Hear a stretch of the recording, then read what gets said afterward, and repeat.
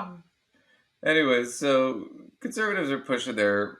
We're going to get into the student debt stuff here in a second, but I also want to push. We have to push this over and over again. That conservatives, when it comes to doing anything that helps poor people, they are against it. When it comes to equality, when it comes to doing any sort of beneficial programs, they hate them. If it comes to cutting taxes for the rich, they're all for it. Right? At the end of the day, a lot of this other stuff is sort of window dressing, right? The trans people and the social stuff. A lot of it really comes down to the end of the day. We want to cut taxes for the rich and we want to put more burdens on the lower classes because they want to create a tiered system. Okay? I forget the name of this guy. What is his name? Representative Glenn Grothman. And he's going to do some right wing conspiracy theory stuff and explain this. And it's going to go through like gas stoves and some other stupid stuff. But we're going to go through this real quick and we're going to make some comments because it leads into our bigger point here in a minute.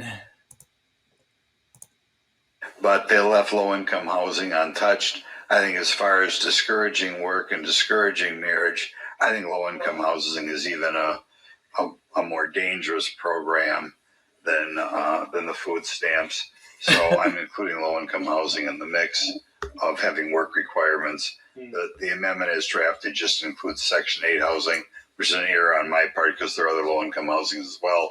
But that's what we have before us. I would appreciate it if you'd let that to the floor because I don't think our team fought on the low-income housing front.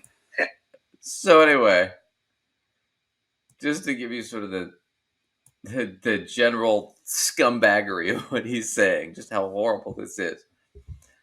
Food stamps are bad. People having access to food when they're starving, bad. It's a bad program. Okay?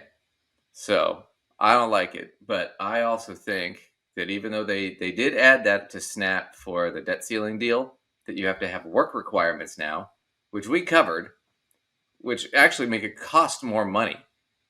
And it gets less results. So it's just a stupid thing to do. Right? I mean, it's basically like adding an anchor to your car.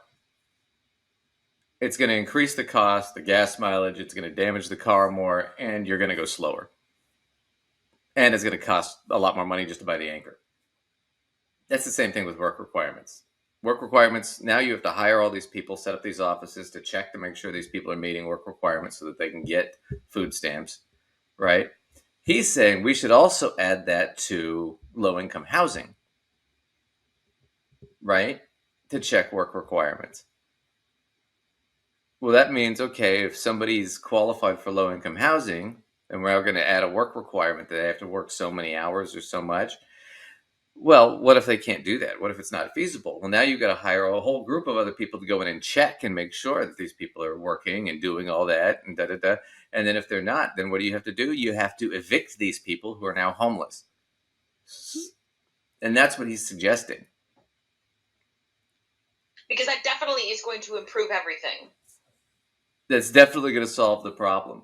But it goes back to my bigger point of they don't like poor people. The idea in his mind is if you're poor, it's a failure on your part. It's a character flaw on your part.